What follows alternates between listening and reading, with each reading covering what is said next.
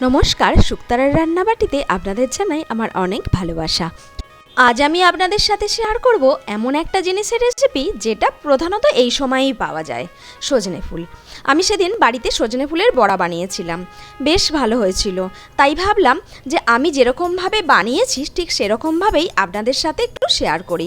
আশা করি আপনাদেরও ভালো লাগবে। মোটামুটি 100 গ্রাম মতো সজনে ফুল নিয়েছিলাম। ফুলটাকে প্রথমে খুব ভালোভাবে ধুয়ে জল ঝরিয়ে নিয়েছি।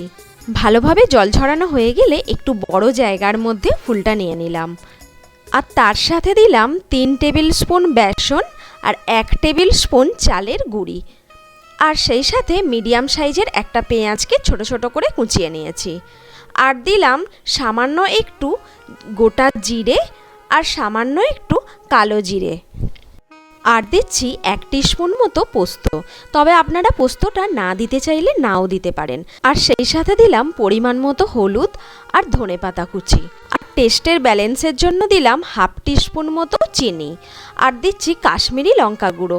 তবে আপনারা চাইলে ঝাল লঙ্কার গুঁড়োটাও দিতে পারেন। আর সেই সাথে দিলাম কাঁচা লঙ্কা কুচি, তবে ঝালটা সম্পূর্ণ আপনারা যেরকম খান সেই বুঝে দেবেন।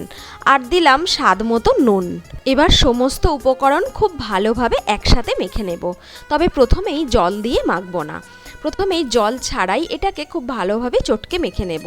এতে যেহেতু পেঁয়াজ কুচি আর নুন দেয়া আছে, তাই জল ছাড়াই একটু টাইম নিয়ে মাখলে দেখবেন ঠিকঠাক মাখা হয়ে গেছে। আর যদি আপনাদের এটা মাখতে অল্প একটু জল লাগে তাহলে সেটা মাখার পরের দিকে দেবেন। এই দেখুন, আমার এটা জল ছাড়াই খুব ভালোভাবে মাখা হয়ে গেছে। এবার বড়াগুলো ভাজার সময় যাতে ছেড়ে ছেড়ে না যায় সেই জন্য ভালোভাবে বাইন্ডিংয়ের জন্য দিলাম সামান্য একটু সর্ষের তেল। ব্যাস, এটা ভালোভাবে মাখা হয়ে গেছে। এবার ভাজার জন্য গ্যাসের ফ্লেম অন করে একটা ননস্টিক প্যান বসিয়ে দিয়ে দিচ্ছি পরিমাণ মতো সর্ষের তেল। তেল গরম হয়ে গেলে গোল গোল বড়ার শেপে বানিয়ে ভাজার জন্য দিয়ে দিলাম। এবার বড়াগুলোর ওপর একটু একটু করে পোস্ত ছড়িয়ে দেব, যাতে খাবার সময় মুখে পড়লে ভালো লাগে।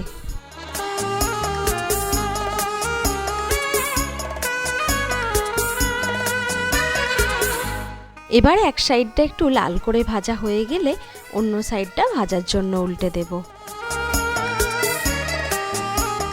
এই দেখুন, দুদিকটাই সমানভাবে ভাজা হয়ে গেছে।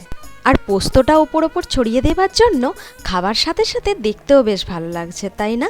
যারা এই ধরনের ভাজা খেতে পছন্দ করেন তারা নিশ্চয়ই জানেন যে গরম ভাতের সাথে এটা খেতে কতটা ভালো লাগে। তো চলুন এবার বড়াগুলো এক এক করে তুলে নিয়ে গরম গরম পরিবেশন করার পালা। আর যদি আপনাদের আমার রান্না ভালো লেগে থাকে তাহলে আমার চ্যানেলকে লাইক করে, আর এখনও পর্যন্ত যদি আমার চ্যানেলকে না সাবস্ক্রাইব করে থাকেন তো প্লিজ আমার চ্যানেলকে সাবস্ক্রাইব করে আমার পাশে থাকবেন। আর হ্যাঁ, পাশে থাকা বেল আইকনটাও প্রেস করে দেবেন, যাতে আমি যখনই কোনো নতুন রেসিপি দিই আপনাদের কাছে খুব তাড়াতাড়ি পৌঁছে যায়। ধন্যবাদ।